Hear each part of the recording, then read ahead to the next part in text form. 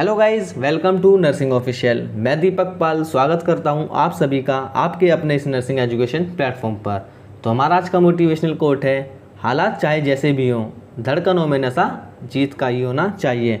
तो दोस्तों, समस्याओं का आना पार्ट ऑफ लाइफ है, लेकिन इन समस्याओं से संघर्ष करके निकलना ये आर्ट ऑफ लाइफ है। तो जो भी आपके लक्ष्य, जो भी आपके गोल्स आपने तय करें, उन तक पहुंचाने में जो भी हर संभव मदद हम कर सकते हैं वो पूरी करने की कोशिश करते हैं। तो जैसा कि आपको पता है, फ्यूचर में एएनएम के एग्ज़ाम होने, उसी के लिए ये सीरीज़ चलाई जा रही है। तो जो भी आपके साथी हैं जो एएनएम से रिलेटेड है, आप उनको ये वीडियो शेयर कर सकते हैं। और जो साथी हमारे चैनल पर नए हैं वो चैनल को सब्सक्राइब कर लें। तो चलिए चलते हैं आज की अपनी क्लास पे। पहला क्वेश्चन देखेंगे, ऊतक में ऑक्सीजन की कमी क्या कहलाती है। हमसे पूछा गया है, जो टिश्यू होता है उसमें जब ऑक्सीजन की कमी हो जाती है तो उसको क्या कहते हैं। ऑप्शन देखेंगे, एनोक्सिया, एस्फेक्सिया, एनोक्सेमिया या साइनोसिस। तो एस्फेक्सिया क्या होता है, इस कंडीशन में क्या होता है कि जो पर्सन होता है वो अनेबल टू ब्रीथ हो जाता है, यानी वो सांस नहीं ले पाता। तो उस कारण से क्या होता है, वहाँ पर उसको डेथ होने के भी चांस रहते हैं। और ये जो एनोक्सेमिया होता है, इसमें क्या होता है, यहाँ पर जो आर्टीरियल ब्लड होता है वहाँ पर ऑक्सीजन की कमी हो जाती है, तो वो होता है एनोक्सेमिया। वही बात करें साइनोसिस, साइनोसिस क्या होता है, इसमें एक ब्लूइश या कहीं तो ग्रीनिश कलर का टेंट आ जाता है। कहाँ पर, स्किन में, आँखों के पास, नाखूनों के पास, स्किन पे ब्लूइश कलर का हो जाता है, तो उस कंडीशन को कहा जाता है साइनोसिस। तो जो एनोक्सिया होता है, ये होता है जब टिश्यू में ऑक्सीजन की कमी हो जाती है, तो उसको क्या कहा जाता है, एनोक्सिया। तो यहाँ पर हमारा ऑप्शन नंबर ए करेक्ट हो जाएगा, एनोक्सिया। नेक्स्ट में बात करेंगे क्वेश्चन नंबर सेकंड, नवजात शिशु में सामान्य नाड़ी दर क्या है। हमसे पूछा गया है, जो नवजात शिशु होते हैं, जो इन्फेंट होते हैं, उनकी नॉर्मल पल्स रेट क्या है। ऑप्शन देखेंगे, 120 से 130 बीपीएम, 80 से 160 बीपीएम, 75 से 80 बीपीएम या 80 से 100 बीपीएम। तो बीपीएम क्या है यहाँ पर, यह है बीट्स पर मिनट। तो इसकी बात करें, इसमें क्या होता है, तीन कैटेगरी होती है, एक होते हैं न्यूबॉर्न, एक होते हैं इन्फेंट और एक होते हैं चिल्ड्रन। न्यूबॉर्न किसे कहते हैं, जो पैदा होने से 28 दिन तक, पैदा होने से जो 28 दिन तक होते हैं उनको कहा जाता है न्यूबॉर्न। और जो 1 महीने से लेकर 11 महीने तक होते हैं उनको कहा जाता है इन्फेंट। और जो 1 से लेकर उसके मतलब उसके ऊपर जो होते हैं 2 साल 3 साल तक, उनको क्या कहा जाता है, उसको कहा जाता है चिल्ड्रन। तो जो न्यूबॉर्न होते हैं, जो 28 दिन के अंदर होते हैं, तो उनकी होती है 70 से 190 बीट्स पर मिनट। इन्फेंट की बात करें, जो हमसे इसमें पूछी गई, वो होती है 80 से 160 बीट्स पर मिनट। वही बात करें जो चिल्ड्रन होते हैं, जो 1 साल से ऊपर होते हैं, तो उनकी होती है 80 से 130 बीट्स पर मिनट। उसके बाद जैसे जैसे एज बढ़ती है तो ये क्या है, ये वैल्यू कम हो जाती है। तो हमसे पूछा गया इसमें इन्फेंट का, शिशु का, नवजात शिशु का। तो यहाँ पर हमारा ऑप्शन नंबर बी करेक्ट हो जाएगा, 80 से 160 बीट्स पर मिनट। नेक्स्ट में बात करेंगे क्वेश्चन नंबर थर्ड, वाष्पीय दाब में कीटाणु मारने की प्रक्रिया को क्या कहते हैं। हमसे पूछा गया, जो वाष्पीय दाब होता है, जो स्टीम देते हैं अंडर प्रेशर में, तो उससे जो हम कीटाणु मारते हैं उस प्रक्रिया को क्या कहा जाता है। ऑप्शन देखेंगे, ऑटोक्लेविंग, हॉट एयर ओवन, धूमन यानी फ्यूमिगेशन या बॉइलिंग। तो ये क्या होता है, वाष्पीय दाब, इसको हम स्टेरिलाइजेशन भी कहते हैं और ऑटोक्लेविंग भी कहते हैं। तो इसमें क्या होता है, एक हाई प्रेशर हम देते हैं स्टीम के द्वारा, वहाँ पर क्या करते हैं, वो जो माइक्रोब्स होते हैं उनको पूरी तरह से वहाँ पर ख़त्म हो जाते हैं। तो इस प्रोसेस को कहा जाता है ऑटोक्लेविंग। वही बात करें जो फ्यूमिगेशन होता है, इसमें क्या होता है, इसमें मिथाइल ब्रोमाइड और फॉस्फाइड्स मिलाए जाते हैं मोस्ट कॉमनली। तो इनका क्या होता है, इसको हम एयर के ज़रिए देते हैं, तो ये होता है फ्यूमिगेशन। और ये जो गैस होती है, ये लीथल गैस होती है, और इनको जब हम देते हैं ना, फ्यूमिगेशन करते हैं, तो ये एनक्लोज्ड स्पेस में किया जाता है। तो इस तरीके से होता है फ्यूमिगेशन। तो यहाँ पर हमारा सही आंसर हो जाएगा option number A, autoclaving. Next में बात करेंगे क्वेश्चन नंबर 4, ओडी का अर्थ क्या है। हमसे पूछा गया, जो ओडी होता है मेडिकल टर्म्स में यूज़ होता है, इसका क्या अर्थ है। ऑप्शन देखेंगे, दिन में 1 बार, दिन में 3 बार, दिन में 4 बार या भोजन से पूर्व। तो ओडी का मतलब होता है वंस डेली, मतलब दिन में 1 बार। तो यहाँ पर हमारा ऑप्शन नंबर ए करेक्ट हो जाएगा, दिन में 1 बार। नेक्स्ट वन बात करें क्वेश्चन नंबर 5, अंतःपेशी इंजेक्शन में प्रयुक्त कोण कितना होता है। हमसे पूछा गया है जो हम इंट्रामस्कुलर इंजेक्शन देते हैं वहाँ पर जब उस इंजेक्शन को देते हैं तो जो नीडल है उसका हम एंगल कितना रखते हैं। ऑप्शन देखेंगे 15 डिग्री, 45 डिग्री, 90 डिग्री या 35 डिग्री। तो इसमें क्या होता है, इंट्रामस्कुलर में मोस्ट इफेक्टिव टर्म के लिए हम और जो पेशेंट का कंफर्ट होता है उसके लिए हम कितना यूज़ करते हैं, 90 डिग्री का एंगल का यूज़ हम वहाँ पर करते हैं इंट्रामस्कुलर में। इसको क्या बोलते हैं, हम IMB बोलते हैं शॉर्ट में। तो ऑप्शन नंबर सी करेक्ट हो जाएगा। ध्यान रखेंगे intramuscular 90 degree, option number C यहाँ पर हमारा करेक्ट हो जाएगा। नेक्स्ट बात करें क्वेश्चन नंबर 6, सूक्ष्म जीवों को प्रभावित करने वाला कारक है। हमसे इसमें पूछा गया कौन सा ऐसा फैक्टर है जो ग्रोथ होती है माइक्रोब्स की उनको अफेक्ट करता है। ऑप्शन देखेंगे फूड, ऑक्सीजन, लाइट या ऑल ऑफ दीज। तो जो खाना होता है, जो भोजन होता है, या ऑक्सीजन होती है और जो लाइट होता है प्रकाश, ये तीनों ही चीज़ें क्या करती है, ये जो माइक्रोब्स की जो ग्रोथ है उसको अफेक्ट करती है। तो यहाँ पर हमारा ऑप्शन नंबर डी करेक्ट हो जाएगा, all of these. Next one बात करें क्वेश्चन नंबर 7, आयुर्वेद का अर्थ क्या है।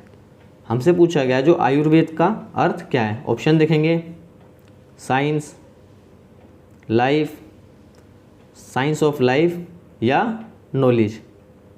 तो क्या हुआ था, भारतीय उपमहाद्वीप में प्राचीन चिकित्सा जो प्रणाली होती थी, जो पहले हमारे प्राचीन चिकित्सा प्रणाली होती थी, लगभग ये अगर हम बात करें 5000 साल पूर्व यानी पहले की, तो जो उसको क्या कहा जाता है, उसको आयुर्वेद कहा जाता था।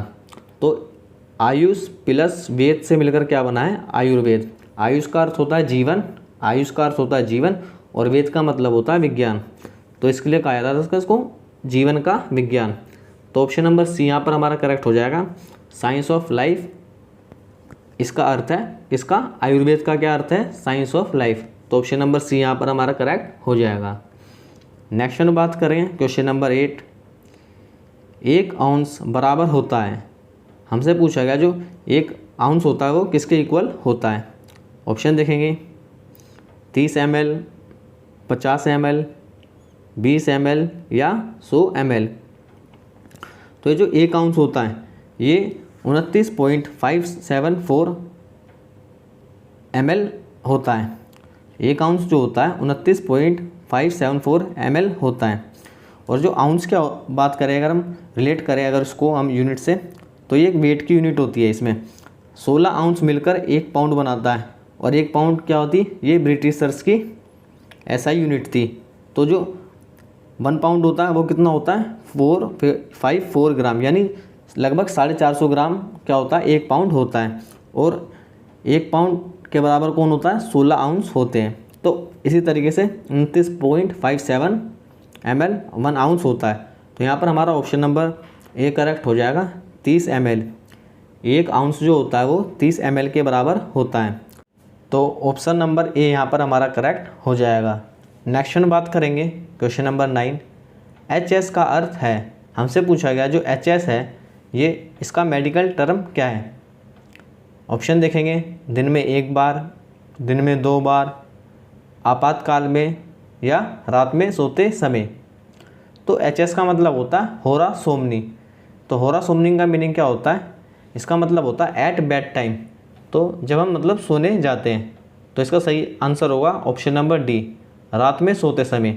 जब डॉक्टर्स कोई मेडिसिन प्रिस्क्राइब करते हैं तो आपने देखा होगा वहाँ पर वो लिख देते हैं HS। तो इसका मतलब होता है रात को सोते समय वो दवाई लेनी है। तो यहाँ पर हमारा ऑप्शन नंबर डी करेक्ट हो जाएगा, रात में सोते समय। नेक्स्ट वन बात करें क्वेश्चन नंबर 10, अंत्यत्वची इंजेक्शन कितने कोण पर दिया जाता है। हमसे पूछा गया जो इंटरडर्मल इंजेक्शन हम देते हैं वो किस एंगल पर देते हैं। ऑप्शन देखेंगे 25 डिग्री, 10 से 15 डिग्री, 45 डिग्री या 90 डिग्री। तो हमने देखा था जो इंट्रामस्कुलर था वो हम देते थे 90 डिग्री पर। यहाँ पर हम बात कर रहे हैं इंट्राडर्मल की। तो इंट्राडर्मल का कैसे करते हैं हम, जो 25 गोज से लेकर और जो उससे छोटी जो नीडल होती है वहाँ पर हम उनका यूज़ करते हैं। और इसमें क्या होता है, जो एपिडर्मिस होती है उसको जस्ट इंसर्ट करते हैं वहाँ पर, और वहाँ पर हम कितने एंगल का यूज़ करते हैं, लगभग 10 डिग्री एंगल के आसपास हम वहाँ पर टिल्ट करते हैं सिरिंज को। तो ऑप्शन नंबर यहाँ पर हमारा बी करेक्ट हो जाएगा, 10 से 15 डिग्री। नेक्स्ट वन बात करें क्वेश्चन नंबर 11, रेबीज को डैश के रूप में भी जाना जाता है। हमसे पूछा गया जो रेबीज़ है उसको किस और नाम से भी जाना जाता है। ऑप्शन देखेंगे, एक्रोफोबिया, हेमोफोबिया, हाइड्रोफोबिया या साइनोफोबिया। तो रेबीज़ में क्या होता है, जब आपने देखा होगा रेबीज़ पाया जाता है डॉगीज़ में, तो जो डॉगीज़ क्या करते हैं वो पानी से काफ़ी डरते हैं। तो जो हाइड्रोफोबिया इसका मीनिंग होता है पानी से डर। तो यहाँ पर हमारा ऑप्शन नंबर सी करेक्ट हो जाएगा, हाइड्रोफोबिया। तो ये जो फोबिया का मीनिंग क्या होता है, फोबिया का मीनिंग होता है डर। और आप देखेंगे एक्रोफोबिया मीन्स ऊंचाई से डर, और जो हेमोफोबिया इसका मतलब होता है यानी ब्लड से डर, जो रक्त से डर होता है। और ऑप्शन डी देखेंगे साइनोफोबिया, साइनो का मीन्स होता है डॉगी, तो जो कुत्ते से डरते हैं उसको कहा जाता है साइनोफोबिया। तो यहाँ पर हमारा ऑप्शन नंबर सी करेक्ट होगा, हाइड्रोफोबिया। रेबीज़ को क्या कहा जाता है, रेबीज़ को कहा जाता है हाइड्रोफोबिया। रेबीज़ किस में पाया जाता है, ये कुत्तों में पाया जाता है, और कुत्ते क्या करते हैं पानी से डरते हैं, तो इसलिए ध्यान रखेंगे रेबीज़ को क्या कहा जाता है, हाइड्रोफोबिया। ऑप्शन नंबर सी यहाँ पर हमारा करेक्ट हो जाएगा। नेक्स्ट वन बात करेंगे क्वेश्चन नंबर 12, किस रंग की बाल्टी का प्रयोग मानव शरीर संबंधी कचरा डालने के लिए करते हैं। हमसे पूछा गया जो हॉस्पिटल से वेस्ट निकलता है, जब हम उसको डिस्ट्रीब्यूट करते हैं तो वहाँ पर जो ह्यूमन एनाटॉमिकल पार्ट होते हैं, जो मानव शरीर के अंग होते हैं, वो उससे संबंधित कोई वेस्ट है तो उसको हम किस बकेट में डालेंगे। ऑप्शन देखेंगे, black bucket, blue bucket, red bucket या येलो बकेट। तो गाइज़ ये क्वेश्चन मैंने भी फेस करता हूँ सब कुछ, तो आप देख रहे हैं किस तरह से मैं आपके लिए कलरफुल वीडियोस लेकर आता हूँ, जिससे कि आप किसी भी तरीके से बोर ना हो।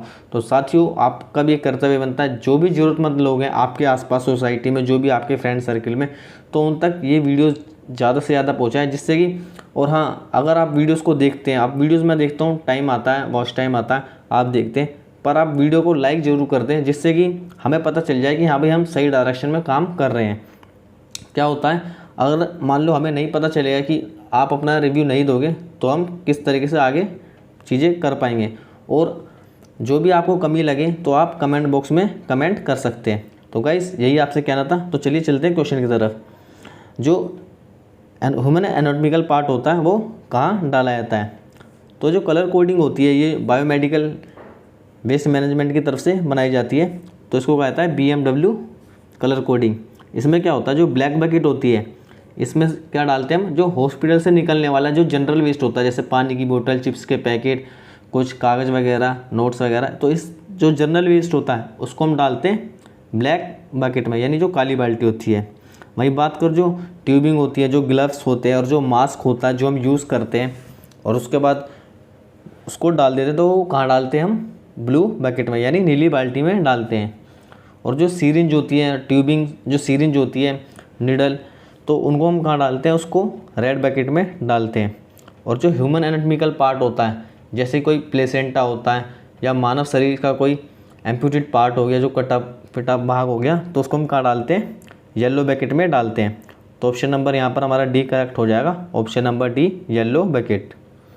नेक्स्ट में बात करें क्वेश्चन नंबर 13, वह संक्रमण जो पूरे विश्व में महामारी के रूप में फैलता है क्या कहलाता है।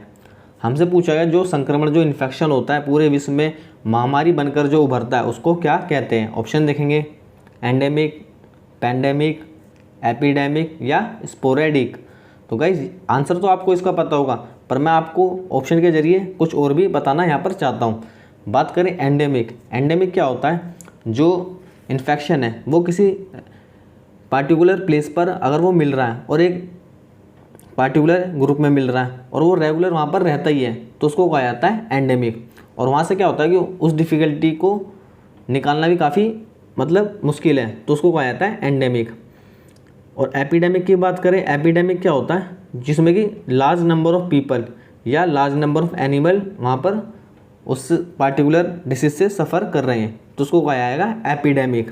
वहीं बात करें स्पोरेडिक की, स्पोरेडिक उसको कहा जाता है जो कि इरेगुलरली हैपन्स होती हैं, इन्फेक्शन, जो मतलब उसका कुछ मतलब टाइमिंग नहीं है कि कभी भी हो जाता है और मतलब हैपहैज़र्डली वो चीज़ें हो जाती है, तो उसको कहा जाता है स्पोरेडिक। तो इसका सही आंसर होगा option number B, pandemic. Pandemic आपने सुना ही होगा, कोरोना के टाइम पे किस तरह से ये वर्ड काफ़ी चला था।